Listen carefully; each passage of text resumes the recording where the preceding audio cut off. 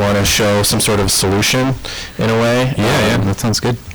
And then we can kind of help identify what this cultural crisis is. Do you want a little clip of the sound of? Or let's see if do you have video on your screen? Yeah. You might be able to just like try to prop it over in this area. Oh yeah. We can do that. So our viewers that are our listeners that can see it. Just pass it over. Try to just hold it, and then you can kind of pick it up. It might. Yeah, go ahead, and it looks like we're getting most of the. So this is a clip from the first rehearsal of the tonguing group, and this is a candid clip. Here's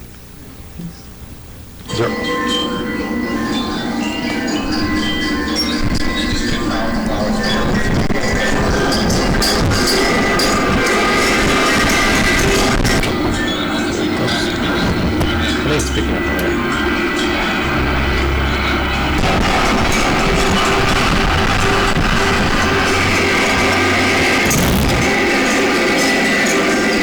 So we see a vase, some fish with a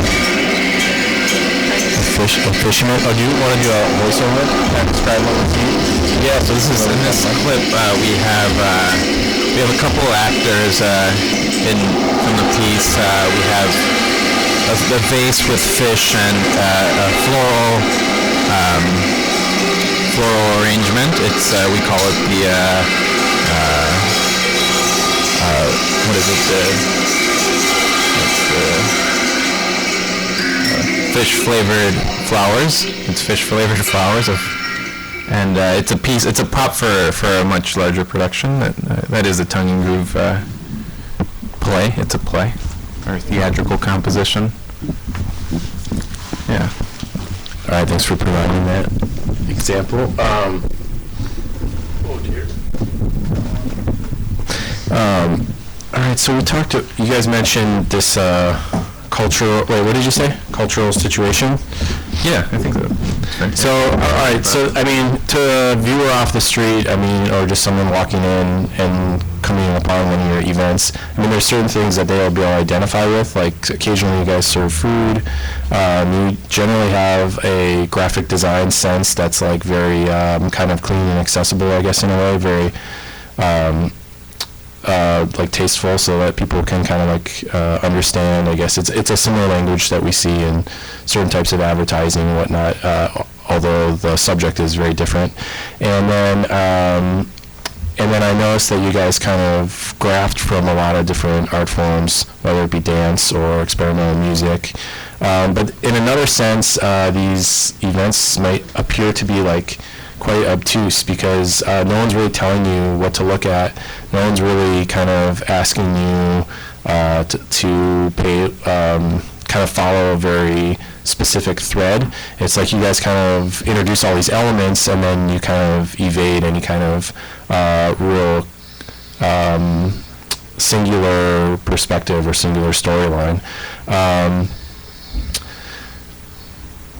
I mean, to me, I guess it kind of is, it's more reflective of kind of our daily reality, I guess, in a way, like the different options that we have and not really defining one way of looking at things, yet at the same time you seem very specific in your design of what type of an experience you want to create. I guess, do you guys, can you talk about, I guess, what your materials that you're kind of, that you guys are paying attention to, the type of materials, and it does not necessarily have to be necessarily like the raw fish or the carnations that you're chopping and frying in a performance at times, or the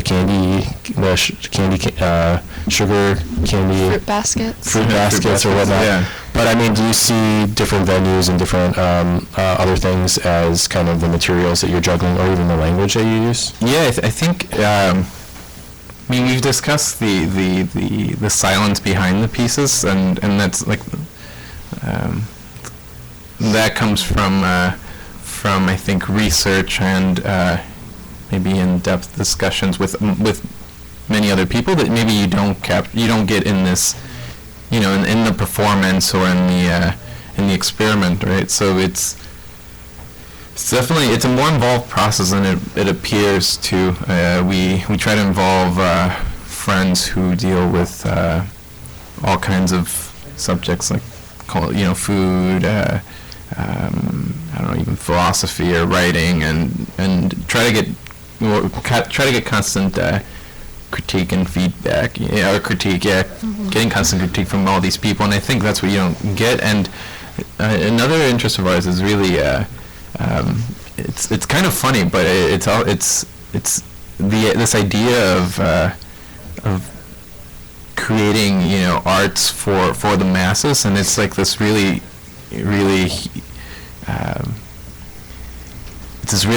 I think it's a funny, like, ambitious thing to try to do, right? To try to reflect maybe a mass audience or a mass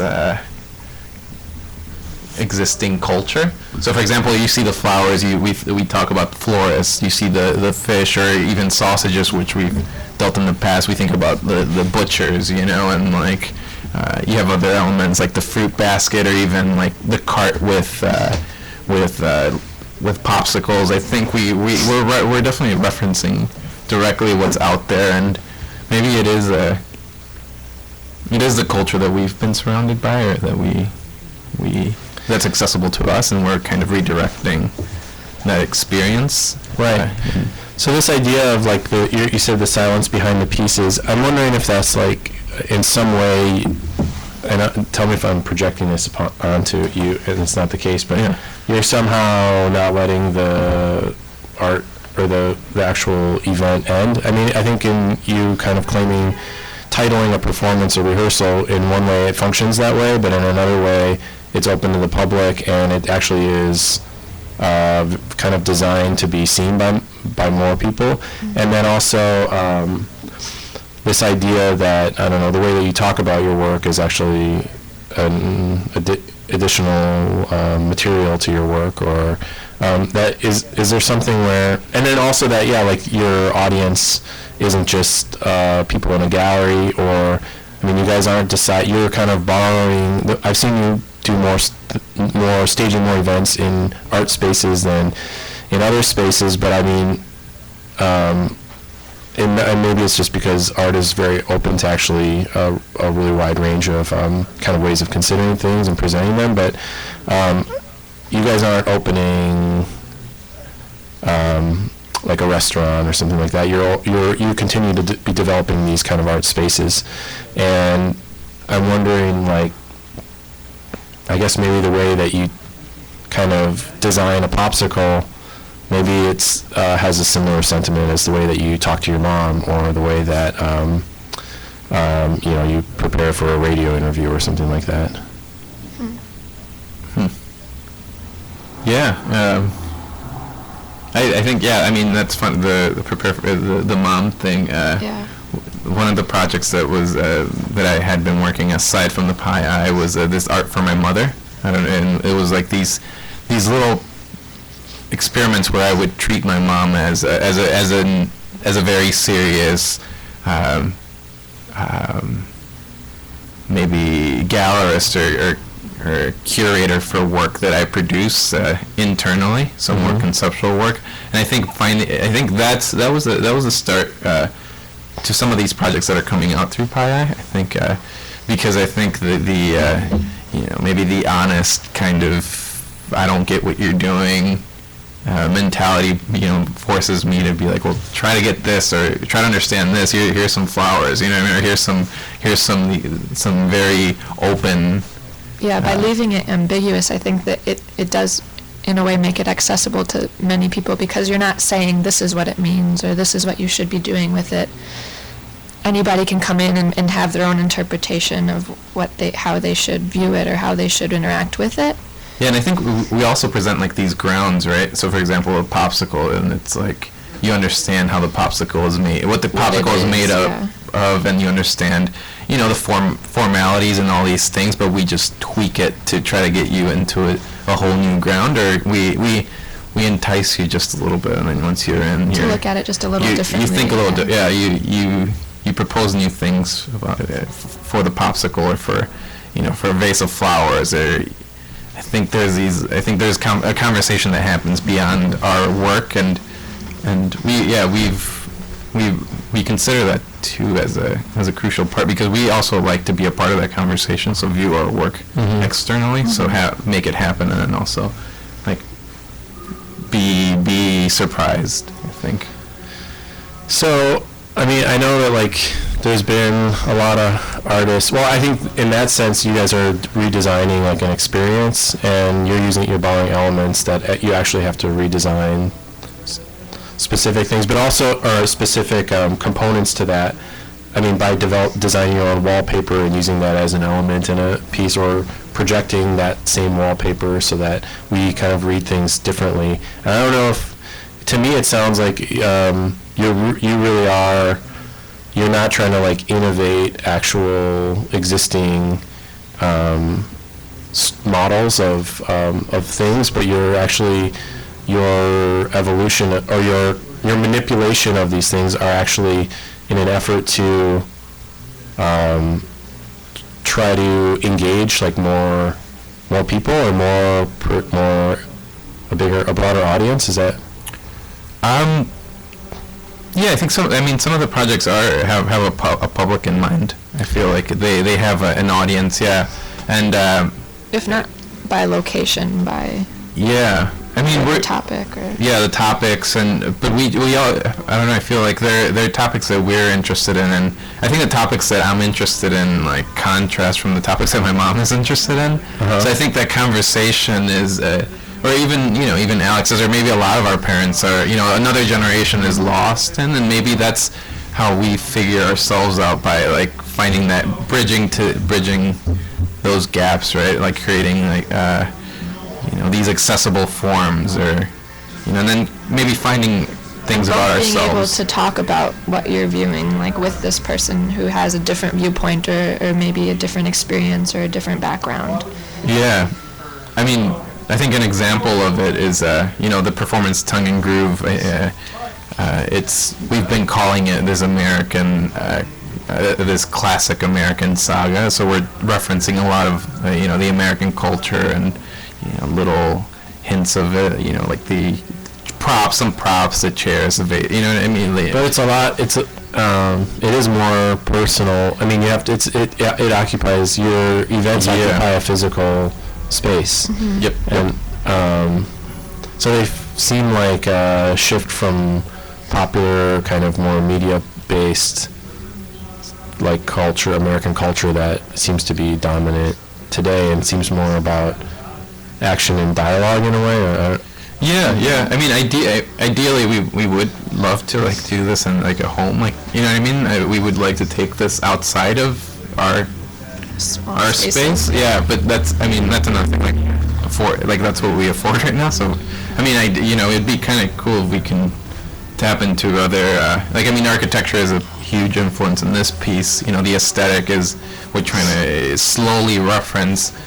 American colonial and even classical government built. You know what I mean? Like we're trying to reference that slowly, but I think we're artists that work paycheck to paycheck. Yeah, so it's you're limited to a certain physical scale that you can actually.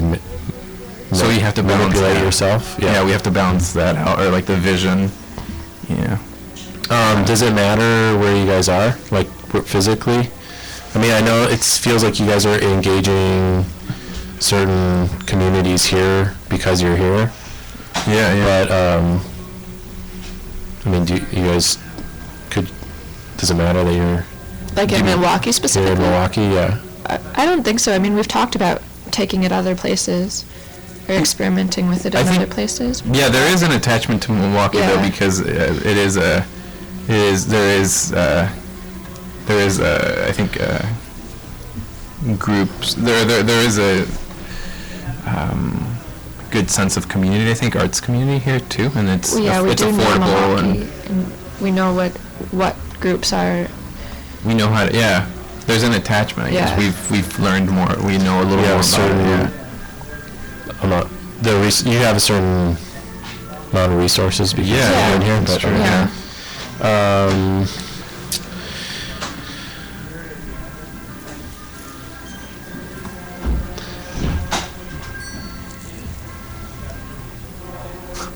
I've got a question here. Yeah. All right, when it's hot out, do you guys wear pants, shorts, or do you prefer something else? I keep wearing. I think I stick to pants, but I don't know. Yeah. Nothing right on. But I like the hot. I'm a person of heat. No wait, sorry. I like warm weather. So the warmer I am, The better. the better. So So keep on the layers. keep on the when it's layers. hot. Yeah, keep the layers when it's hot. Can you talk about anything coming up in the future? Yeah, I think there's a couple of things that we're working on. Aside from the rehearsals, the rehearsals are going to go on till the fall, and they change. They're constantly changing too, or they're being There's an end developed goal as we for go. it, Yeah. And there is an end goal, and maybe that's something that we'll see, people will see as we go. And I mean, right now with the space we're working in, we're collaborating with a local woodworker, furniture maker, and we're hoping to develop something there with maybe design theory, and that's one of our interests. And I don't know that we've really gotten into that as much as we wish to, like get into conversations about what the hell it means today. Like I think it means something, but we haven't really resolved that. What design means? Yeah, today, contemporary design, what it means today. I think that's a conversation that we'd like to have, because I think the design theory in maybe in this country is unresolved. And maybe and there are people that are practicing, contemporary design that we know of around, or that have a tie, or maybe, attach themselves to the word design. But I don't. Yeah. So I think those conversations are of interest within the next few. Is there is that part of this cultural crisis that you were talking about, or is that part? I think in the means of us incorporating all of our interests and trying to portray them or invoke interest or dialogue with all different types of people, yes. Yeah, design comes into play in that situation. I think so. I mean,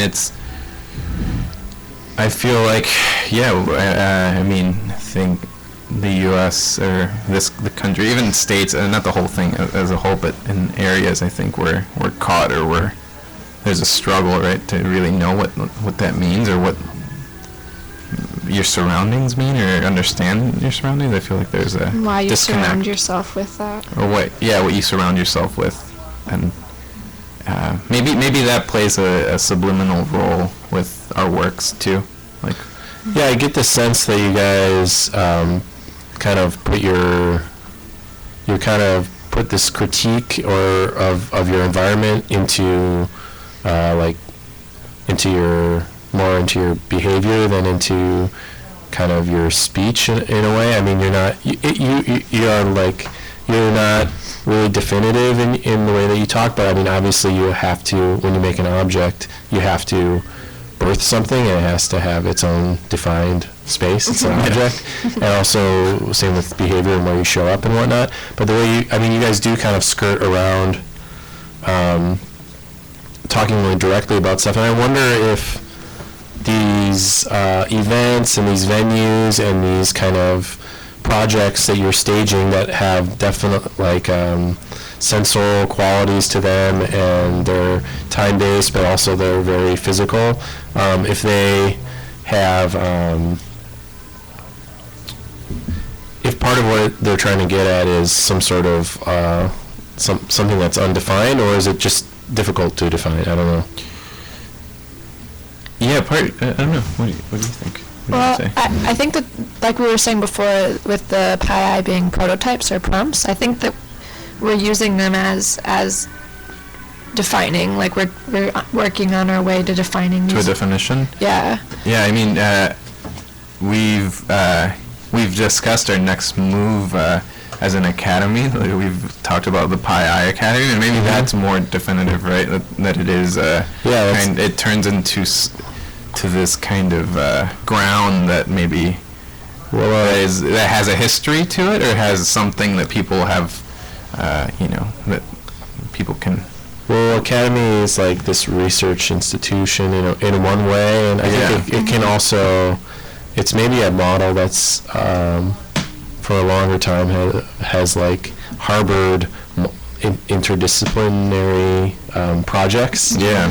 So in that way, I mean, it could serve a good purpose, but in another way, it could define.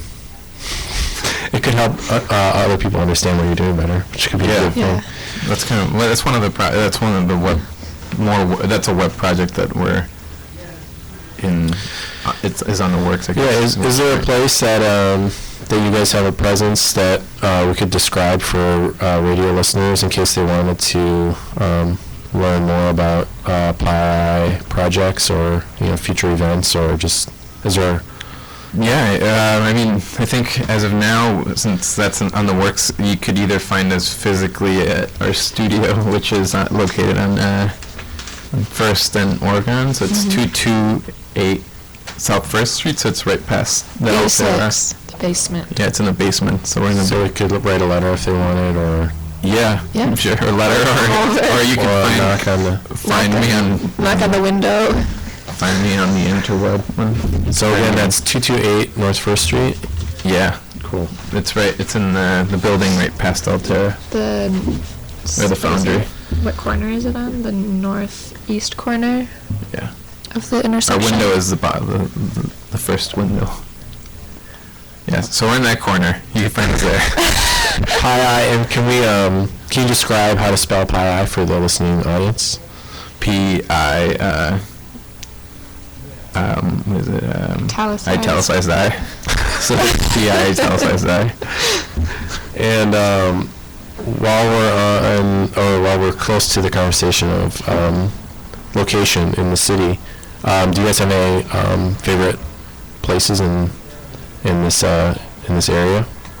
In River West or in? Yeah, I mean, I've been a part of what's going on the center.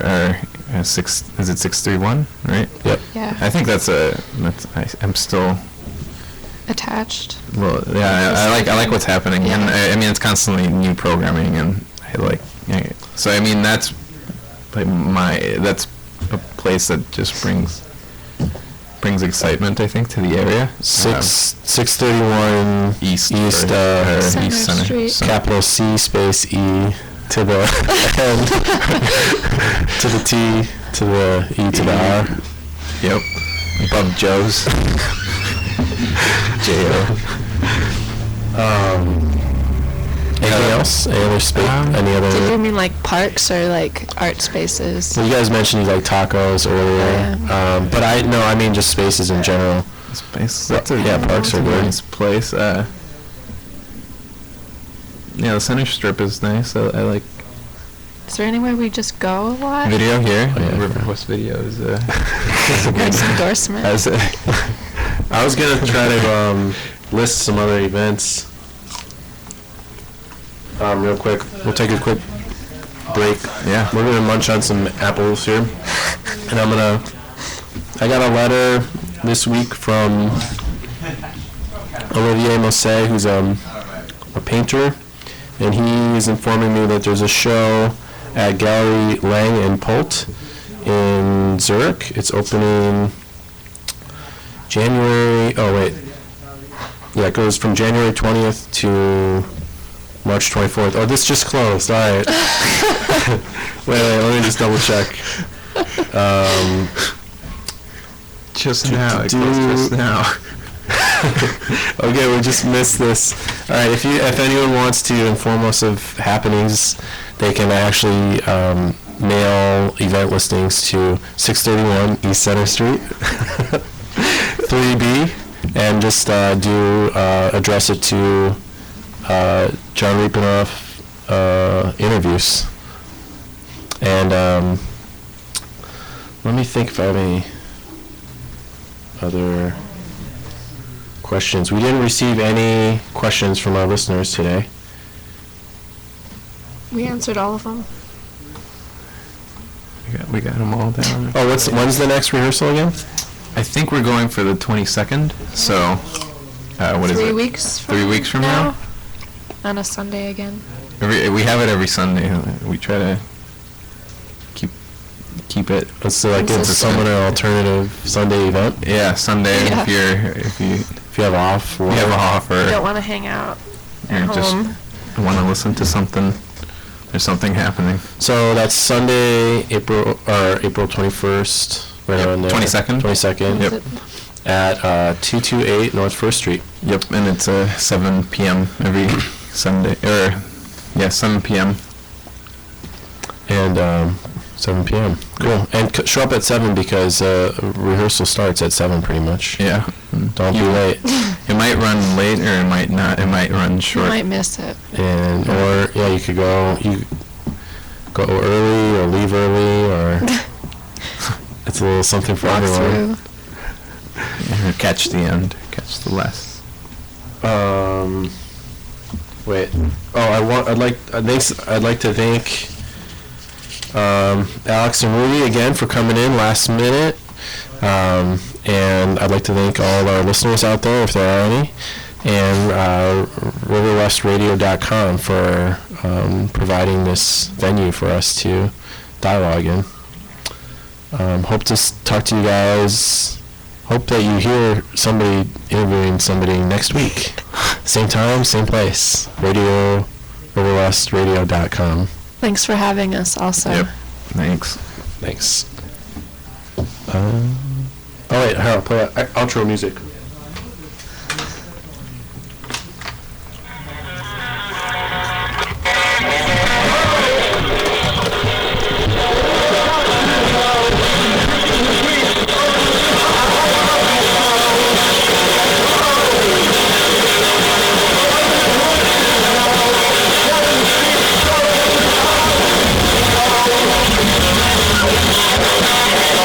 We'll be right back.